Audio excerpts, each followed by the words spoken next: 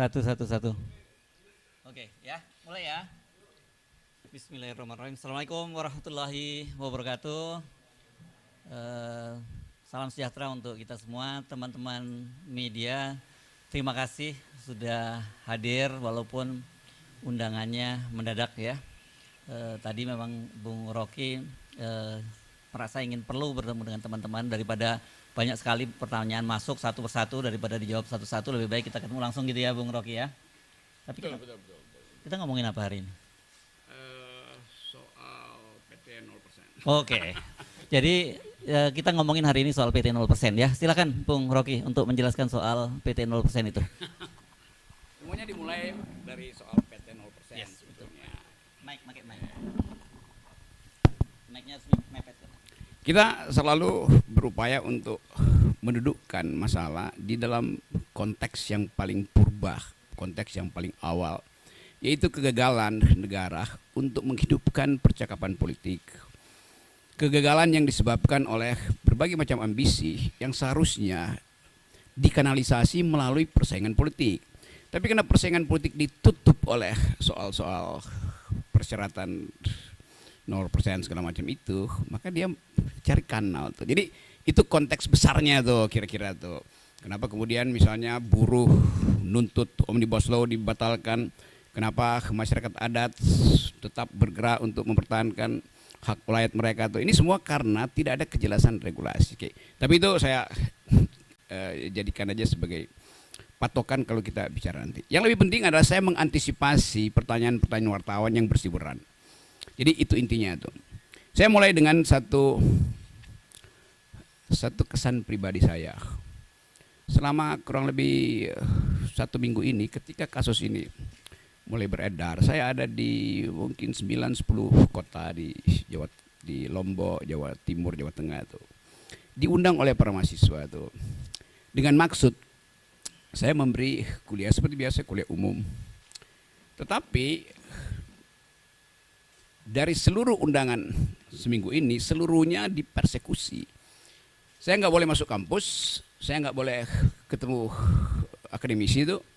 Jadi ada dugaan saya bahwa soal ini soal biasa aja kan.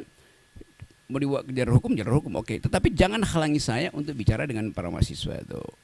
Nah, yang menggemparkan kemarin adalah di yang saudara tahu di Jogja itu saya dihalangi untuk bertemu dengan kurang lebih 1.500-2.000 mahasiswa di situ. Justru itu dihalangi oleh PDIP. Dan saya merasa buat apa menghalangi saya, toh kalian partai, kalian punya kekuatan untuk mengubah undang-undang tuh. Silakan ubah undang-undang di DPR, bahwa intelektual atau akademisi atau kritis sosial nggak boleh bertemu mahasiswa tuh. Jadi itu yang saya sayangkan.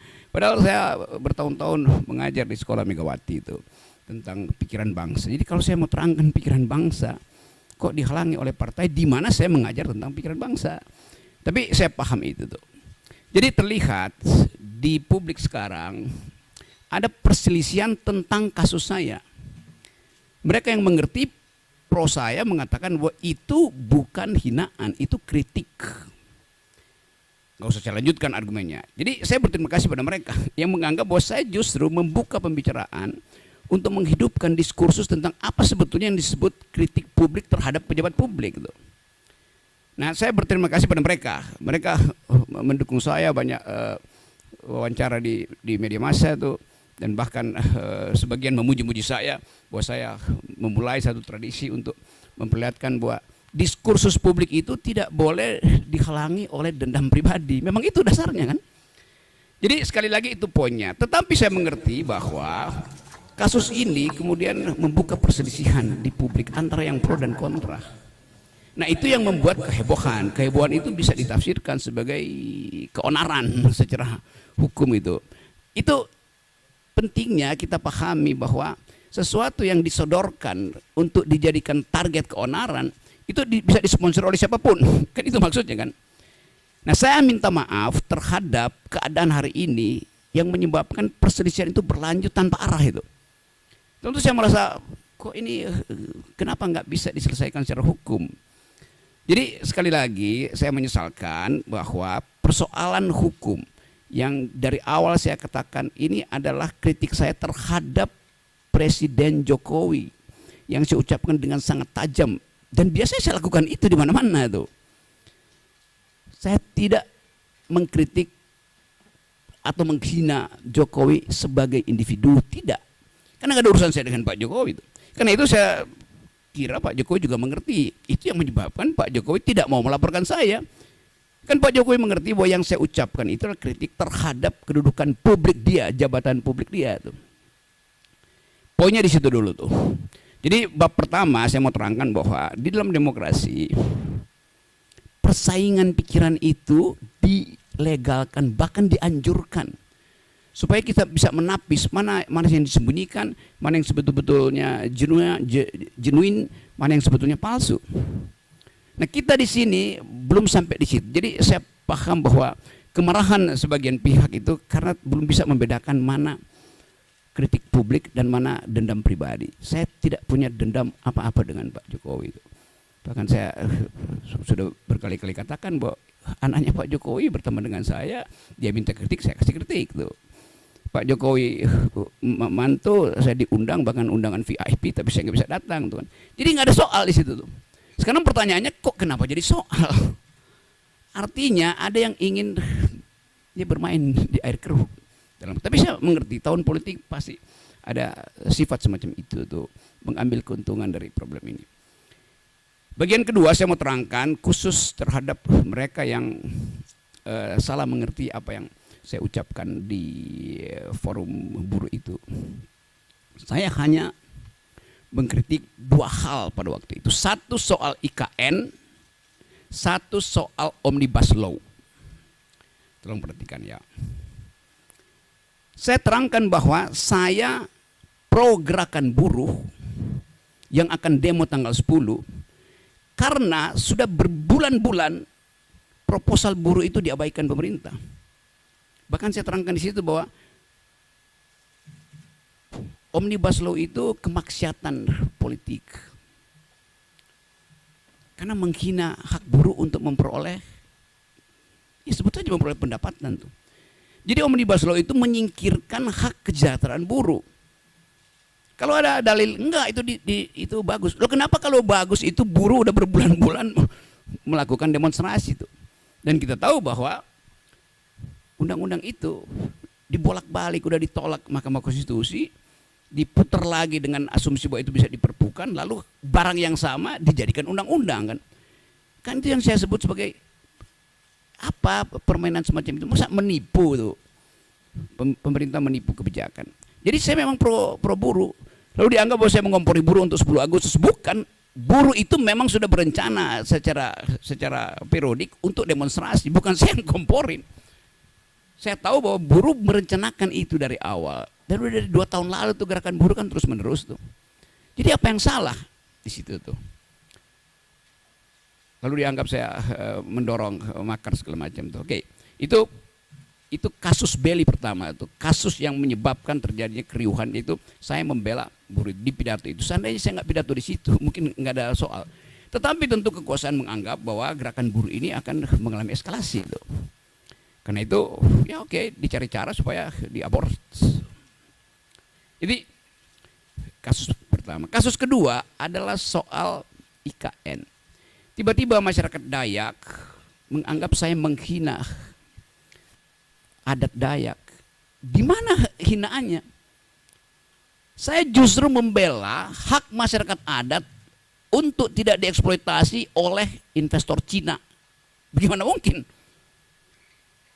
Mungkin udah 5-6 kali saya ke Kalimantan, diundang oleh universitas, diundang oleh komunitas masyarakat adat untuk minta pendapat saya. Tetap pendapat saya, IKN ini berbahaya secara diplomasi, berbahaya secara geopolitik, dan bahkan berbahaya secara kebudayaan.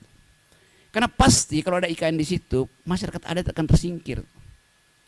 Dan itu artinya hilang jejak kultural kita di situ. Jadi dari awal saya membela masyarakat adat Dayak, Banjar segala macam di situ. Jadi kalau ada satu theatrical, ada binatang digorok di situ, saya menyesalkan. Siapa yang provokasi teman-teman Dayak saya yang pernah berkali-kali mengundang saya? Itu soalnya tuh. Jadi soal-soal semacam ini yang mau saya ucapkan untuk menerangkan bahwa saya mencintai bumi Kalimantan karena saya itu bertahan jangan itu dijual. Pada waktu itu 2 hari sebelumnya kan beritanya Pak Jokowi pergi ke Cina untuk minta investor asing tanam. Bahkan kira-kira Pak Jokowi bilang udah saya kasih konsesi 180 tahun, Anda tolong buatkan kami ibu kota. Bagaimana mungkin? Itu yang disebut ya presiden menjual negara. Kenapa mesti tersinggung? Memang faktanya presiden berupaya menjual negara, menjual lahan di Kalimantan untuk dijadikan IKN. Dia udah jualan ke negara-negara Arab, nggak bisa, jualan ke Kanada nggak bisa, sekarang jualan ke Cina itu. Jadi poin saya di dalam soal itu adalah saya tetap tidak ingin IKN itu dijalankan. Apalagi dalam soal perjanjian. Bahwa tadinya IKN itu adalah bisnis to bisnis, ya oke, itu nggak ada pajak saya di situ tuh. Lama-lama menggerogoti APBN. Pada saat yang sama APBN itu mesti dipakai untuk membackup anak-anak Kalimantan. Harusnya pendidikannya mereka lebih tinggi, stunting tidak terjadi di situ. Kan saya lakukan pembelaan pada masyarakat adat di situ. Oke, demikian juga di tempat lain, di mungkin NTT, NTB itu di Papua ada orang yang tiba-tiba merasa bahwa tersinggung. Iya, saya minta maaf karena saya menyebabkan kalian berselisih. Nanti diterangkan apakah perselisihan itu saya yang picu. Bukankah ada forum untuk menyelesaikan perselisihan? Kenapa mesti pakai kekerasan misalnya? Tapi saya menangkap itu bahwa kemarahan itu memang harus diucapkan pertama kali itu. Dan itu yang membuat saya tetap akan mengatakan bahwa saya akan terus mengambil risiko untuk jadi pendidik demokrasi itu dengan segala macam akibat. Itu soalnya. Yang lain saya tahu di kepala saudara ingin tanya soal Pak Muldoko itu. Saya jawab aja. Ini pertanyaannya saya bikin sendiri ya. Kekagetan saya kemudian atau bukan kecurigaan saya bahwa ada kondisian di publik akhirnya secara metodologis saya hubungkan dengan pernyataan Pak Muldoko. Dia marah juga tuh. Saya akan pasang badan. Tentu. Jadi saya bertanya Pak Muldoko ini relawan statusnya juga. Karena bahasanya sama, kami pasang badan. Padahal Pak Muldoko itu pejabat publik yang mestinya dengan dingin mengatakan bahwa oke, ada problem, mari kita selesaikan secara argumen atau secara hukum itu. Pasang badan artinya itu bukan bahasa dasar dari seorang pejabat publik kan. Kayak preman itu mau pasang badan itu. Padahal ini pikiran saya yang saya kritik dengan cara yang sangat tajam, dengan bahasa yang saya pilih tajam. Tapi tidak diarahkan pada pribadi Presiden Jokowi, tapi pada lembaga publik yaitu kabinet bahkan yang di dalamnya ada Pak Muldoko. Jadi kita gagal untuk membawa bangsa ini pada percakapan intelektual. Itu dasarnya. Rocky Gerung kan intelektual, kenapa pakai bahasa begituan? Iya, di kampus saya pakai bahasa akademis. Tetapi dalam kritik kebijakan saya mesti pakai bahasa yang bisa dimengerti oleh orang yang berkali-kali diterangkan nggak paham-paham juga tuh. Berkali-kali buruh minta di review itu nggak ada dipahami. Berkali-kali masyarakat akademis mengatakan IKN itu salah secara konstruksi hukumnya karena mestinya minta izin dulu pada masyarakat adat. Pernah nggak Jokowi minta izin pada masyarakat adat? Tidak. Apa itu bentuk minta izinnya? AMDAL. AMDAL itu adalah hak masyarakat adat untuk mengiyakan atau tidak mengiyakan proposal politik. Pak Jokowi udah putuskan duluan itu. Baru diminta pembenaran secara masyarakat adat, secara AMDAL kan. Kan itu cara berpikir yang kacau tuh. Jadi saya nggak ada dendam pada Muldoko, pada Pak Jokowi. Saya menganggap bahwa kebijakan mereka harus dievaluasi. Kenapa saya ambil posisi itu? Karena partai-partai politik tidak ada yang bersuara tentang itu. LSM bersuara, publik internasional bersuara. Jadi itu dasarnya tuh teman-teman. Nah, sekarang saya bisa duga bahwa kasus ini akan berlanjut menjadi kasus hukum. Oke, saya terima kasus itu tuh. Jadi poin saya adalah sekali lagi saya garis bawahi, saya minta maaf karena peristiwa itu membuat perselisihan ini makin menjadi-jadi itu. Itu intinya itu. Dan tentu ini berbahaya di dalam tahun-tahun berikut ini. Kenapa? Karena di belakang kasus ini berbagai macam kepentingan ngincer untuk mengeksploitasi itu. Tapi saya tidak akan berhenti menjadi pengkritik. Itu dasarnya tuh. Jadi sekali lagi mari kita, saya anggap aja bahwa oke, selesaikan aja kasus ini. Karena rumah saya di Sentul itu diintai, WA grup saya dimaki-maki. Ya, kalau itu biasalah, saya anggap ya kadang-kala itu apa namanya akun abal-abal. Udah lihat Rok, lu gua mau gorok lu seperti itu kan, bagaimana coba prinsip itu? Padahal saya sendirian, saya nggak punya partai politik. Dituduh antek asing segala macam, asing dari mana? Jadi segala hal kemudian disodorkan di situ dan peristiwa ini tensi politiknya atau political tone-nya itu makin lama makin terlihat. Jadi dasarnya itu dari keinginan saya untuk bersahabat dengan teman-teman di Papua, teman-teman di Dayak, teman-teman di NTB, di Tangerang segala macam yang lagi marah. Oke, saya terima kemarahan itu, saya minta maaf karena saya membuat kalian itu marah. Tetapi sebagai orang yang bertahun-tahun berupaya untuk menghidupkan demokrasi, saya mesti terangkan latar belakangnya tuh. Jadi mohon dimengerti. Bagi mereka yang sudah mengerti, oke, terima kasih. Bagi mereka yang mungkin satu waktu akan paham bahwa oh itu ya beda antara pejabat publik dan pribadi individu itu. Wartawan juga begitu.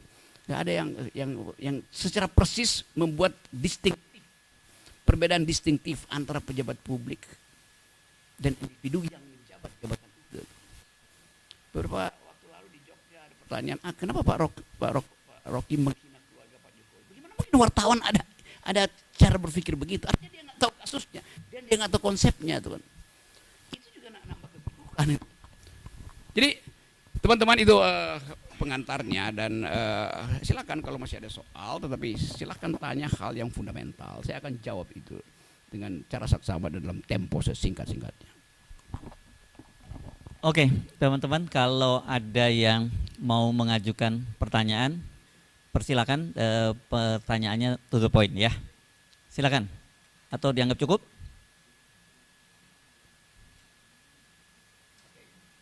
Oke, kalau oke ada. Oke, baru datang ya. Oke, silakan. Nggak apa-apa.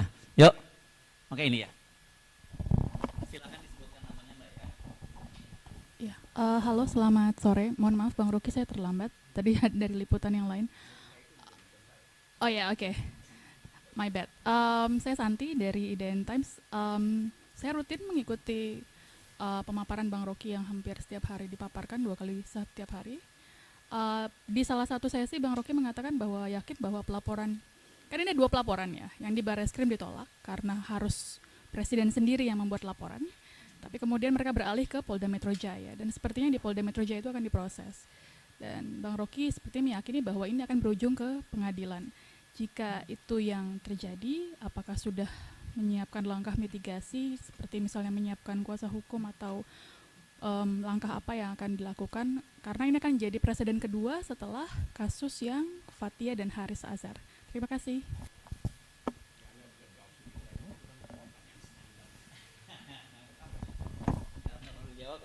Iya kan, apakah dia mulai dengan saya yakin, ya, Anda sendiri udah anggap saya yakin tuh akan masuk proses pengadilan. Berarti Anda berasumsi keyakinan itu mesti dibarengi dengan langkah hukum saya, kan sama itu. Jadi di dalam pertanyaanmu Anda udah jawab sendiri itu. Coba kasih pertanyaan yang lebih rumit lah. Oke, silakan. Tapi jangan kemudian gara-gara itu nggak berani nanya. Ayo silakan. Silakan. Santi jangan langsung cemberut, ya? Oh, enggak. Iya. Oke, silakan. Siapa namanya? Tahu headline-nya. Menyiapkan pengacara. Oke, silakan Anda.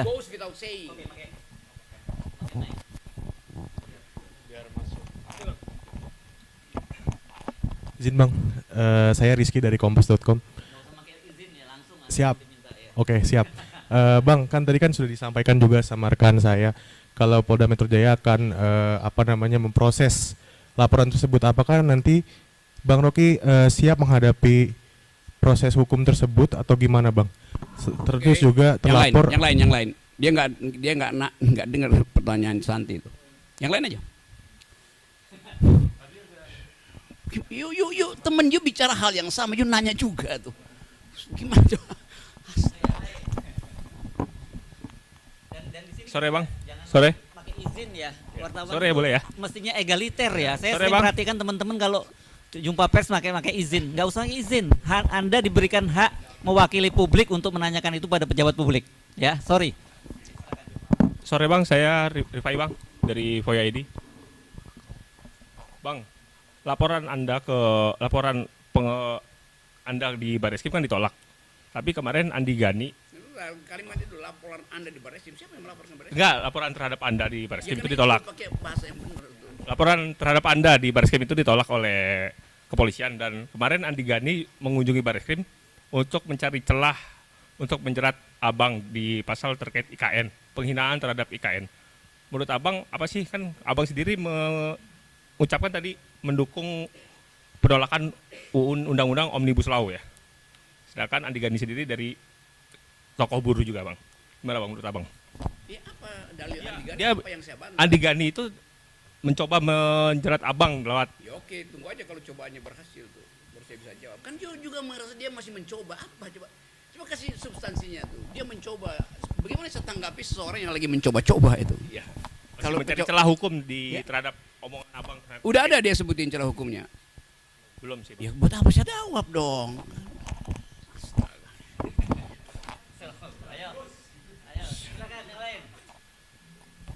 Saya buka kesempatan nggak usah pakai izin, langsung aja tanya. Silakan. Sebutkan namanya. Saya Leo dari TV One, mau bertanya terkait dengan tadi kan dari PDI sendiri ada melarang, apakah itu salah satu melarang Pak Andri Gerung untuk apa dengan mahasiswa seperti itu, karena kan Pak Andri Gerung yang di Jogja betul. Nah, apakah itu merupakan salah satu upaya dari PDI untuk menyentil atau menyinggung terkait dengan sindiran kepada presiden, dan kemudian ini ada juga ada opsi gugatan hukum. Nah, ini bagaimana tanggapannya? Kenapa juga nggak tanya pada PDIP gitu? Menurut Rocky PDIP kan itu PDIP yang punya pengetahuan tuh. Kenapa dia larang kan? Kan justru itu yang saya tanya. Kenapa PDIP melarang saya untuk memberi ceramah? Saya bertanya itu supaya saudara tanyakan pada PDIP. Masa saya tanya ke saya kan? Coba dong itu ini nih.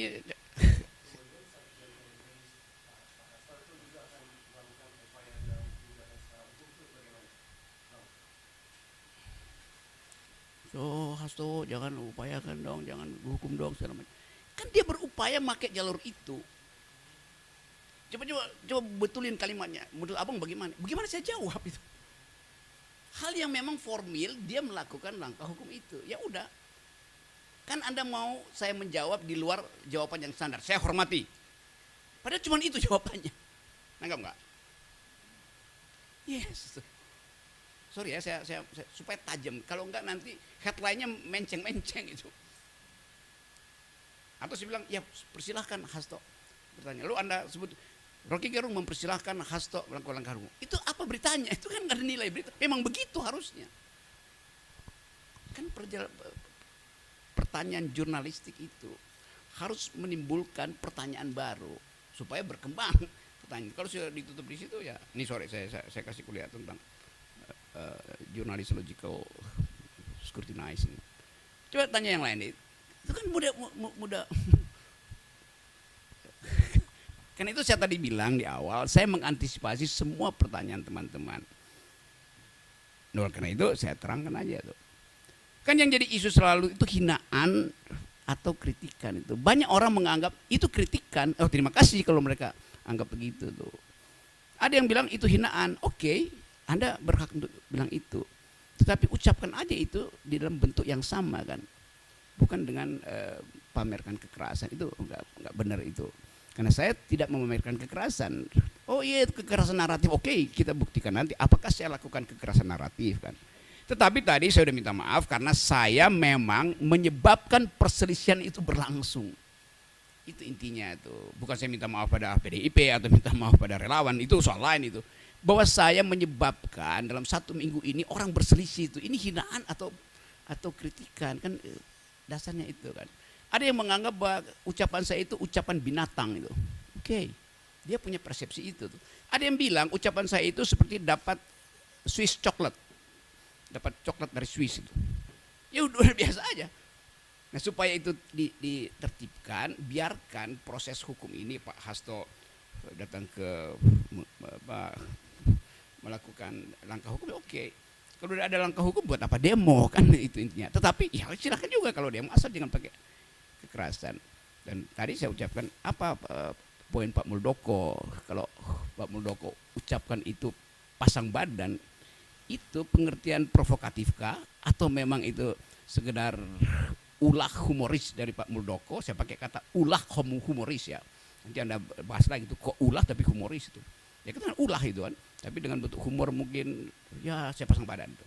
Karena kata pasang badan pun itu kata yang udah biasa di kalangan anak. Gue pasang badan buat lu ya.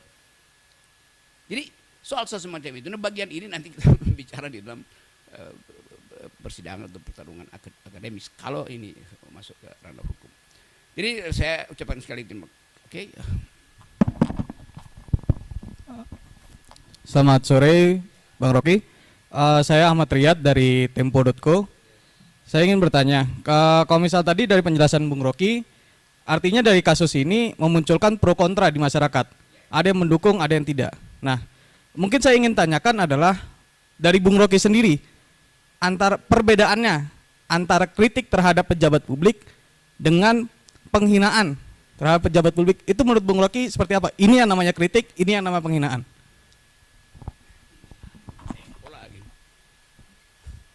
Kritik itu artinya saya terangkan kontradiksi di dalam kebijakan itu. Menghina artinya pada orang. Bagaimana bisa menghina pejabat publik? Kan tadi saya terangkan, martabat itu melekat pada manusia ansih, namanya human dignity itu. Anda punya martabat. Pejabat publik, nggak boleh kita berikan martabat individu itu pada pejabat publik. Kenapa? Pejabat publik itu diangkat berdasarkan kesepakatan sosial. Itu sama dengan hal yang berlangsung hari-hari. Pak Jokowi adalah bapak kita itu. Karena itu dia nggak boleh dihujat, dikritik, apalagi dihina. Itu menyamakan kedudukan publik, tubuh publik presiden dengan tubuh privatnya. Itu ada dalam sistem kerajaan. Kayak itu yang saya maksud, wartawan mesti bisa bedakan dong. Soal semacam itu. Bapakmu dan bapakku, bapak kita, dia bikin kesalahan, tetap kita maafkan. Seumur hidup dia tidak bisa ganti sebagai bapak. Presiden itu dipilih hanya 5 tahun. Itu dasarnya. Jadi sekali lagi, martabat itu melekat pada manusia, bukan pada jabatan. Itu fundamental di dalam organisasi pikiran yang sehat tentang demokrasi. Bisa nggak? Atau saya terangkan dulu lah hal yang lebih filosofisnya. Dulu raja itu disebut the king can do no wrong. Gak mungkin salah raja itu. Tubuh publiknya menyatu dengan tubuh privatnya itu. Karena itu ada nama si raja itu. Tapi sekarang kan kita pilih republik, ini kan bukan sistem kerajaan itu. Sehingga tubuh publikannya beda dengan tubuh privatannya itu kan. Jadi itu intinya. Jadi saya dapat kesan bahwa memang kita belum utuh mengerti soal-soal itu karena kita masih panjang berdemokrasi. Itu satu waktu mungkin bisa diterima. Itu juga terjadi pada cara wartawan memberitakan itu. Mestinya dari awal dia scrutinize saja kan. Oh ini adalah tubuh publik, ini adalah tubuh privat tuh. Hinaan hanya boleh tiba di tubuh privat, bukan di tubuh publik. Di tubuh publik apapun yang ucapkan namanya kritik. Bisa bedain nggak tuh? Sekasar-kasarnya Anda itu bukan pada orang, itu pada jabatan itu, pada kedudukan publiknya. Ukurannya cuma satu, Anda boleh maki segala macam pejabat publik, kecuali ujung hidungnya Anda sentuh, maka Anda sentuh tubuh privatnya. Otonomi tubuhnya terganggu tuh. Hanya itu. Anda sentuh dengan ucapan dengan jarak 0,1 mm itu nggak ada soal. Tetapi itu masih jauh dari pengertian kita tuh, hal yang masih berlaku. Mungkin 5-10 tahun lagi baru kita paham bahwa oke, itu dia pejabat publik, dan pejabat publik juga mengerti bahwa dia jadi pejabat publik maka dia mesti siap sedia untuk dikritik bahkan dicaci maki. Kenapa? Karena kita gaji dia, itu soalnya kan. Sama seperti selebritis marah-marah kalau dikritik. Loh, Anda dapat keuntungan dari kedudukan Anda sebagai public figure. Oleh karena itu, di balik keagungan Anda juga akan dicaci. Itu konsekuensi jadi selebritis. Melapor kemana? Nggak bisa selebritis melapor. Udah itu dalilnya tuh. Kalau nggak mau tampil ke publik, ya udah jangan jadi selebritis kan. Kan itu dasarnya tuh. Jadi teman-teman sekalian kita belajar sama-sama itu supaya saya inginkan ada keheningan lagi dan kita bikin refleksi apakah kasus ini bisa jadi pelajaran bahwa kita memang belum cukup mampu mencerna nilai-nilai demokrasi itu. Dan dulu salah satu filsuf yang pemikir demokrasi, Jean-Jacques Rousseau, satu waktu dia ditanya sama wartawan tuh, apa penyebab Roma itu yang demokratis hancur itu? Kata Jean-Jacques Rousseau, kebebasan itu atau demokrasi itu seperti buah, dia bagus buat pencernaan, tapi hanya lambung yang sehat yang mampu mencernanya. Nah, lambung kita itu nggak sehat semua, sehingga gagal cerna marah gitu kan, itu udah salah kan. Padahal salah sendiri kenapa lambungnya nggak sehat. Oke, tadi ya Mbak ini. Tadi mic-nya di mana? Nah, tolong dibantu ya. Bang Rocky, izin saya dari Kompas. Izin ya, deh ya. maaf. Tanya dia. Kebiasaan, maaf. Saya dari Kompas.com. Saya tertarik sama pernyataan Bang Rocky yang bilang harusnya Muldoko jangan bilang pasang badan karena kayak preman gitu. Kalau menurut Bang Rocky harusnya Muldoko merespon seperti apa sih yang sebagai dengan status beliau sebagai pejabat gitu. Ya. Ya respon aja seperti Pak Mahfud MD yang penuh diplomasi kan gampang kan. Oh, tidak akan ada laporan, iya tapi ini kan ada delik lain yang bisa dipasangkan di situ kan. Udahlah, saya tahu cara berpikir Pak Mahfud itu. Tapi Pak Muldoko kan dia KSP itu, yang orang akan nilai kenapa bahasa tubuhnya itu seperti imperatif gitu, menekan itu dan itu intinya tuh. Jadi satu waktu juga orang akan pertanyakan tuh, itu Pak Muldoko kan, oh itu sikap saya tuh karena saya ada prajurit tuh. Nggak bisa begitu. Karena dia bukan lagi ada di dalam lingkungan militer, dia ada dalam lingkungan sipil KSP. Saya sebagai prajurit saya bisa dor itu. Ya nggak bisa begitu. Itu udah selesai tuh periode itu tuh kan. Jadi kita tegur juga, teman-teman juga harus berani tegur Pak Muldoko tuh. Saya mau menegur secara publik dan saya kira Pak Muldoko harus jawab itu tuh. Karena orang takut, berarti nggak boleh pejabat militer masuk ke wilayah publik karena mentalnya akan sama tuh. Justru kita ingin ada yang disebut civilian value tuh. Jadi bukan the supremacy of the civilian, tapi the supremacy of civilian value. Yang supreme itu bukan orang-orang sipil, tapi nilai sipilnya yang harus supreme. Bahasa tubuh mantan militer harus tiba di situ. Lihat Pak Prabowo, bahasa tubuhnya udah bahasa sipil betul, bercanda segala macam. AHY juga mulai mampu untuk mengucapkan itu. Pak Gatot Nurmantio yang baru jadi pejabat berhenti itu bahasanya udah betul-betul tubuhnya bahkan tubuh sipil tuh. Karena sering bergaul dengan saya sebagai orang sipil. Tadi Bapak izin Enggak, jangan pakai ini. Ya. Bang Rocky kan tadi bilang kalau misalkan Pak Muldoko bilang pasang badan sama aja kayak relawan gitu. Berarti apa maksudnya Bang Rocky itu kalau misalkan Pak Muldoko seperti itu tidak seperti KSP tapi malah jadi kayak soal relawan gitu dengan dia merespon seperti itu, benar kan ya? Benar. Ya. Relawan itu berhak pasang badan karena rasa cintanya pada Presiden Jokowi kan kita nggak bisa bedain mental relawan itu mental yang mencintai karena menginginkan Jokowi jangan diganggu atau memang ya udah secara personal karena bergaul dengan presiden maka dia going native. Going native salah pula tadi terimain. Going native artinya larut di dalam kesukaan secara personal. Nah itu saya hargai. Walaupun orang menganggap ya kan dia udah relawan kenapa masih ya kita tahu relawan pasti pasang badan karena kecintaan personalnya kan. Kan Pak Muldoko kan pejabat publik itu. Masa sama pasang badan juga. Jadi istilah itu juga istilah yang ya kalau saya bilang tidak tepat, memang tidak tepat. Saya tahu ini akan you bikin sebagai berita gitu kan. Oke. Masih ada tanya, saya please gini ya, sekalian saya sharing ya. Kenapa sejak tadi saya ngomong jangan pakai izin deh, gitu ya. Saya sering mengamati nih teman-teman. Saya ini wartawan ya, teman-teman. Mungkin kebetulan lebih lama aja dari Anda sebagai wartawan, dan saya tahu wartawan itu harusnya egaliter ya. Karena Anda itu hadir mewakili kepentingan publik. Jadi saya perhatiin kalau dalam jumpa pers banyak izin Pak. Loh, ini Anda udah jadi apa ya, itu subordinat dari narasumber. Nggak boleh wartawan itu subordinat dari narasumber. Mohon maaf, ini share saja ya. Saya bukan mau menggurui teman-teman karena saya cuma menang tua saja. Mungkin teman-teman lebih hebat dari saya gitu, tapi saya terganggu dengan sikap-sikap teman-teman yang setiap kali mengajukan pertanyaan mengajukan izin. Anda diberi oleh undang-undang, Anda diberi kewenangan untuk mewakili kepentingan publik, bertanya kepada pejabat publik, dan posisi Anda itu egaliter. Gitu ya. Makanya nggak ada beliau di dalam tulisan, kan nggak ada yang nulis beliau gitu ya.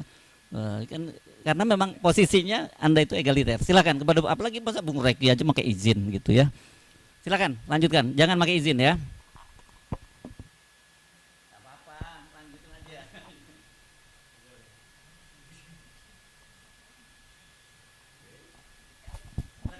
Pak, saya Vika dari kompas.com. Mau tanya Pak, itu Pak, ini kan Bapak juga dilaporkan ya Pak. Lalu langkah apa yang akan Bapak lakukan? Apakah melaporkan balik atau bagaimana?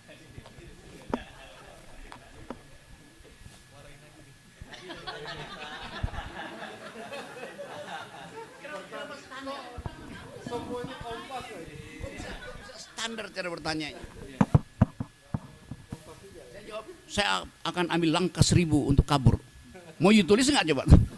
Itu nggak masuk akal tuh. Jadi pertanyaan pun jangan standar deh itu. Udah minta izin standar pula pertanyaannya. Aku nyoba kali kedua deh. Jangan galak-galak lah Bang Rocky. Enggak, saya nggak galak, saya tegur. Teman-teman pada jadi jiper gara-gara Bang Rocky menanggapinya seperti mohon maaf ya Bang Rocky ya. Bang Rocky salah satu narasumber yang agak menyebalkan siang ini ya. Saya jujur aja nih Bang Pertanyaan Rocky. kalian juga menyebalkan. Cerdas. Gini Bang Rocky, ini saya melihatnya kalau Bang Rocky serius diproses oleh Polda Metro Jaya dan berakhir di pengadilan, ini menciptakan ketakutan bagi publik untuk juga menyampaikan kritik gitu terhadap pemerintahan yang saat ini. Apakah kalau menurut Bang Rocky, hal kekhawatiran publik itu jadi kenyataan seandainya ini berlangsung sampai ke pengadilan nanti gitu? Karena kan kami juga pekerjaannya juga termasuk salah satunya sebagai watchdog yang dibilang oleh Bang Hersu bolak-balik di sesi bersama Bang Rocky gitu.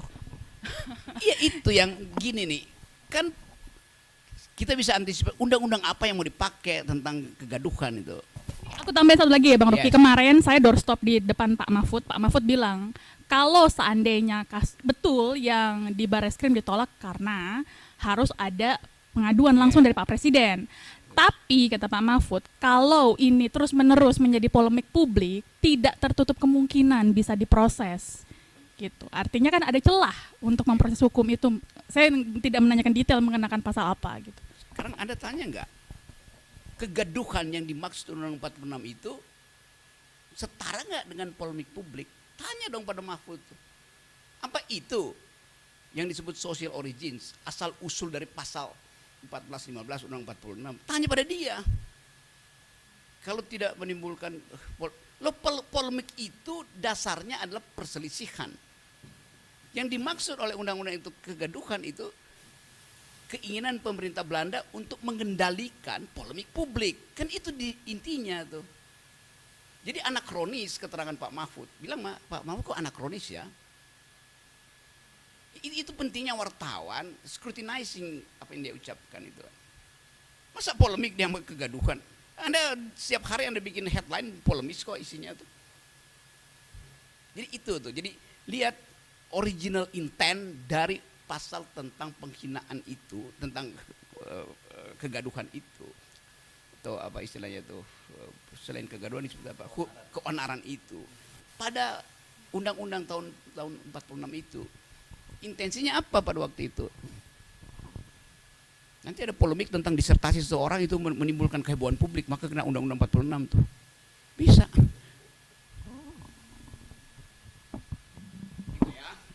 Oke, fair kan? Menyebalkan nggak jawaban saya? Ah, Santi.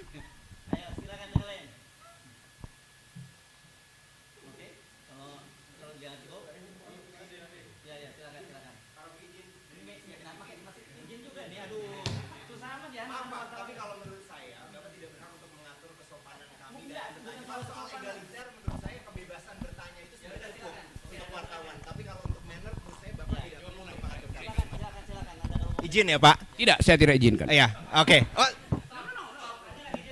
Oke. Hanya karena persoalan izin saya tidak diizinkan bertanya Pak. Izin saya bilang tidak diizinkan. Oke. Itu malah lebih tidak egaliter Pak, mohon maaf. Artinya Anda tidak perlu izin kalau gitu. Bilang aja saya mau bicara itu. Kenapa Anda minta izin? Teman-teman yang izin tadi tetap diizinkan bertanya Pak. Tidak, saya tidak izinkan. Saya koreksi dulu tuh. Baik. Enggak, terima kasih Pak, terima kasih.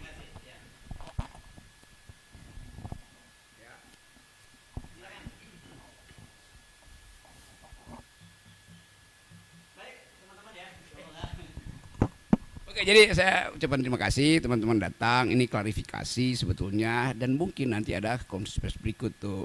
Kalau ternyata hal huru hara ini atau kegaduhan itu berlanjut, pasti kita mesti pastikan ada sponsor di belakangnya tuh kan. Kan itu udah jadi pola itu. Tapi saya tidak mendahului proses hukum, dan saya tahu mungkin dalam 1-2 hari ini akan diproses secara lebih formal. Tapi saya terangkan dulu bahwa saya ingin hentikan kegaduhan ini. Saya minta maaf karena ucapan saya itu menimbulkan kegelisahan, menimbulkan tadi polemik itu. Dan polemik itu yang justru menghidupkan gairah saya bahwa negeri ini belum mampu untuk mencerna prinsip-prinsip demokrasi itu. Jadi saya akan terus menjadi pengkritik itu. Saya kira itu poinnya ya. Terima kasih ya. Yuk. Oke, baik teman-teman, terima kasih atas kehadirannya. Nah, ini untuk sopan santun saya tentu akan mohon maaf kalau ada beberapa hal yang tidak berkenan dalam pertemuan ini. Mudah-mudahan kita bisa ketemu lagi dalam waktu yang tidak lama lagi gitu ya Bung Rocky ya. Assalamualaikum warahmatullahi wabarakatuh.